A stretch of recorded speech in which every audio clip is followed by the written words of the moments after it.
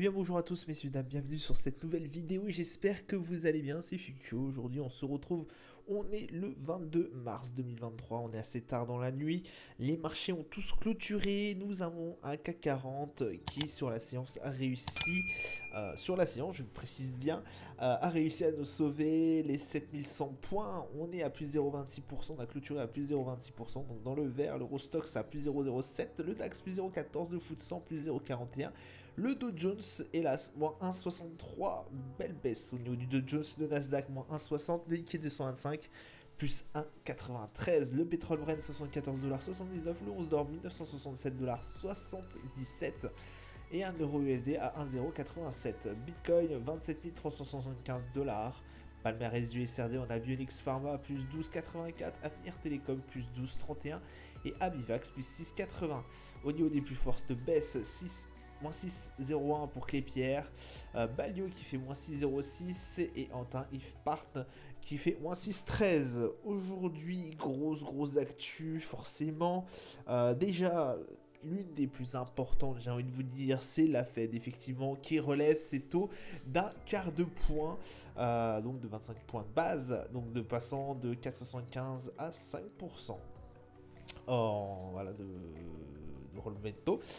Général. De ce fait, bon, ça a bien, voilà, ça marque en fait l'envie toujours de Jérôme Powell de endiguer l'inflation, quitte voilà, avoir des méfiances au niveau bancaire. On se remémore un peu tout ce qui s'est passé par la suite, mais ça a été assez compliqué, hein, on se rappelle.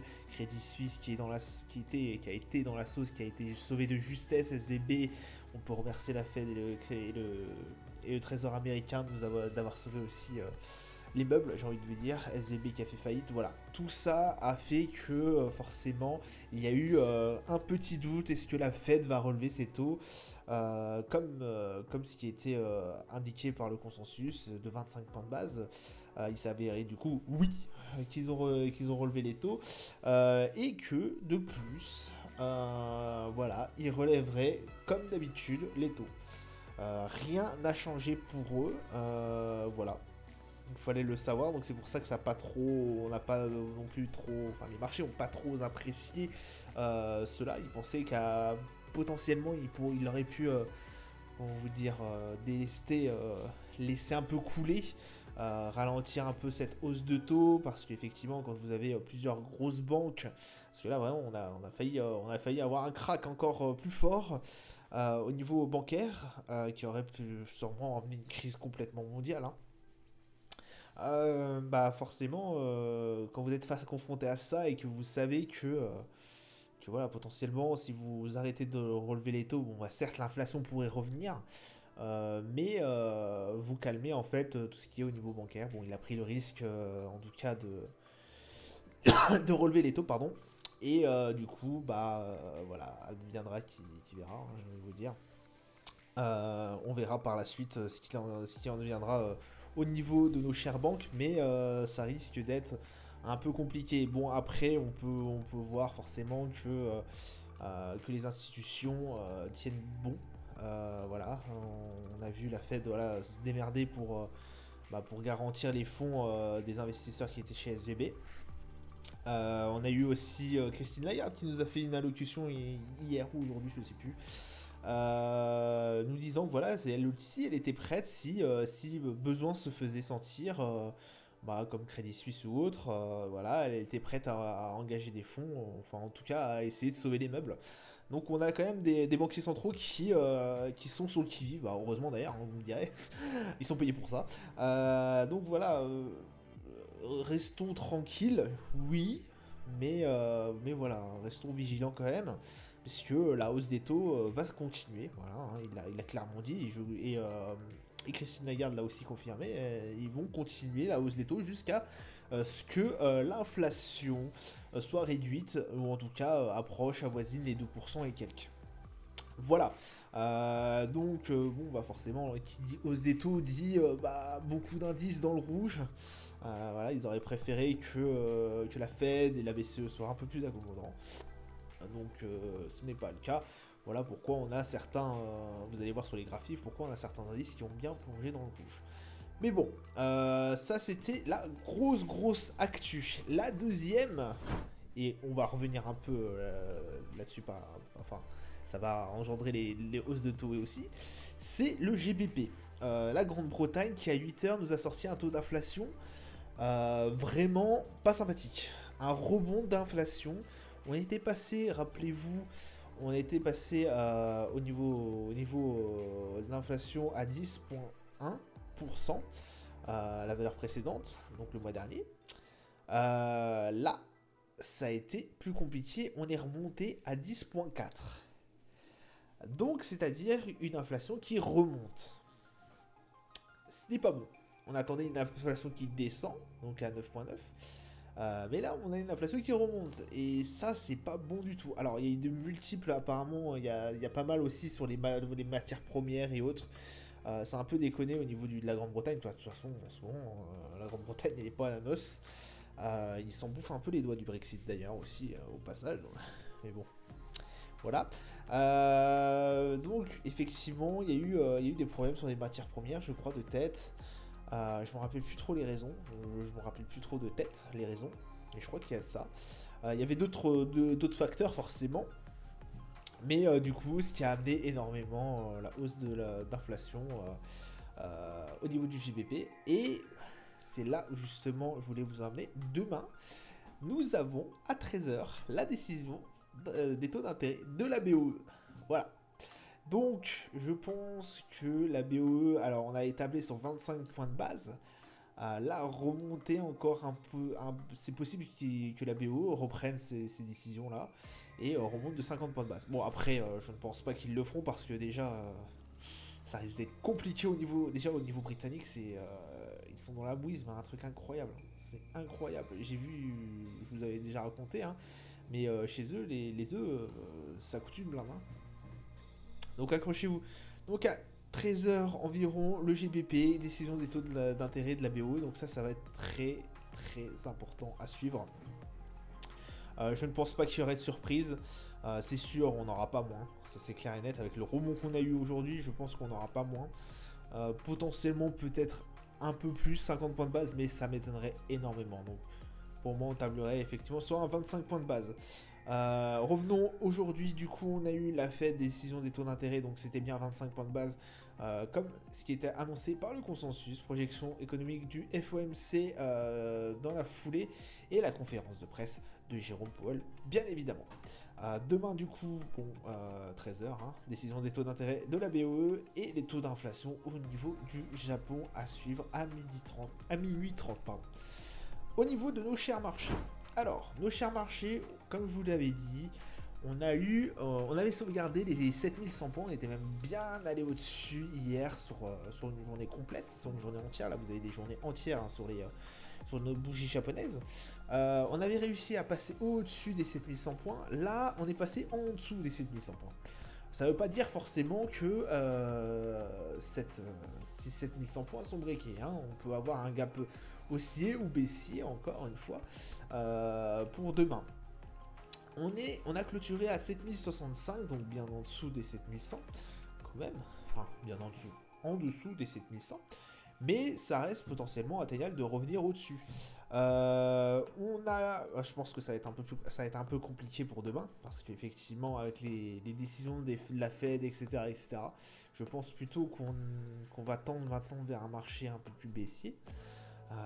On avait eu l'espoir pendant un moment que comme je vous l'ai dit, hein, les Fed, etc., soient un peu plus accommodantes.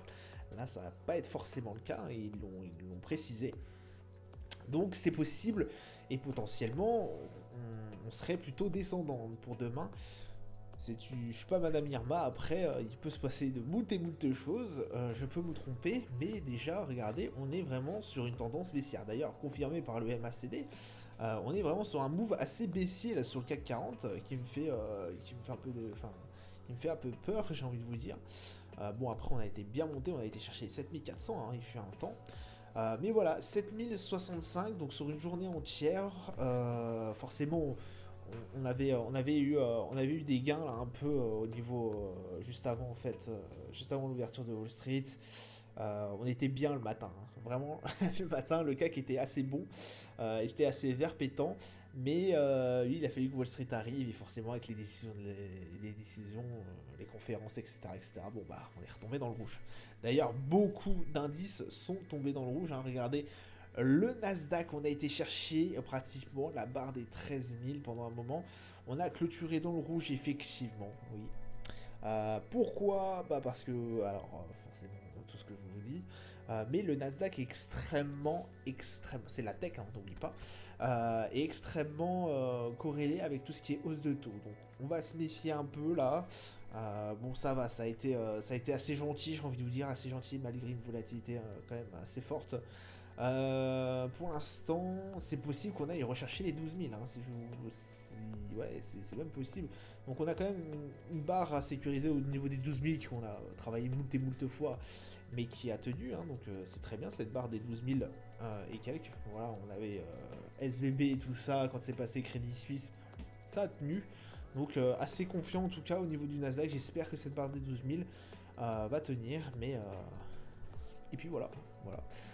RSI en proche de la zone de surachat, mais on reste vigilant, et un MACD en tendance haussière. Au niveau du Brent, alors le Brent nous a fait un pic, il nous a fait un pic à 77 et quelques le baril, pour redescendre à 75,83. Forcément, je fais des indices, etc. Le Brent décroche un peu. Mais il reste quand même positif, hein, dans la journée. RSI proche de la zone de survente, avec un MACD forcément en tendance baissière, hein. Je vous rappelle, le Brent, ça fait depuis juin qu'il descend. Il range pendant un certain moment. Voilà, là on le voit ici entre les 100 et les 90, et entre les 90 et les 80. Ce qui a été assez hallucinant, c'est que lorsqu'il a cassé la branche des 80, pour moi, j'étais pas prêt, hein. Je vous le dis honnêtement, clairement, casser la branche des 80, c'était assez costaud, vu ce qu'on avait au niveau fondamental. C'est-à-dire crise Ukraine, entre autres, et hausse de toutes les matières premières. Bon, après voilà, on est vraiment sur un move baissier au niveau du Brent. Est-ce que ça va durer? Je suis vraiment complètement incertain au niveau du Brent, hein. De toute façon, de manière générale, j'ai envie de vous dire, c'est assez incertain. Les marchés financiers, on n'a pas une boule de cristal, sinon on serait les meilleurs du monde, hein, j'ai envie de vous dire. Mais voilà, toujours baissier en tout cas, donc on fait très attention au niveau du Brent. RSI proche de la zone de survente, donc là aussi, hein, pas forcément tradé à la hausse, mais c'est possible qu'on aille rechercher les 80, donc voilà. Tout est faisable sur le Brent, c'est incroyable. Le 11 d'or. Alors le 11 d'or, on a une belle dégringolade forcément parce que voilà, on a eu une belle hausse, je vous le rappelle, parce que crise bancaire, on va sur les valeurs refuge, l'or en fait partie, le Bitcoin en fait partie, enfin Bitcoin entre parenthèses en fait partie. Ça dépend sur certaines crises, hein, c'est pareil. Là voilà, là, au niveau de la crise inflationniste, j'ai envie de vous dire, l'or n'a rien fait du tout. Par contre, crise bancaire, on le voit tout de suite, hein. Le rebond a été net, hein. Donc voilà, là on a remonté un peu, on est quand même vers les 1958, c'est-à-dire que bon, le marché, ok, on voit que la Fed a donné son coup de collier et tout, que la banque suisse, UBS et tout a été racheté Crédit Suisse, etc., etc. Donc on redescend un peu, mais on reste quand même vigilant. Ça se trouve, il y aura d'autres morts dans cette crise, entre parenthèses crise bancaire. Donc voilà, on reste quand même assez vigilant. Le 11 d'or qui peut aller chercher des sommets encore, hein. Je pense il est possible. Alors après, là, vous avez une autre banque qui appelle à l'aide. À mon avis, là, le 11 d'or décolle encore. Donc voilà, le 11 d'or qui est assez en forme. Alors j'ai envie de vous dire, on avait tapé les plus bas il y a X temps, on avait cassé même cette barre des 1700. Rendez-vous compte, cette barre des 1700 qui nous avait tenu depuis 2 ans.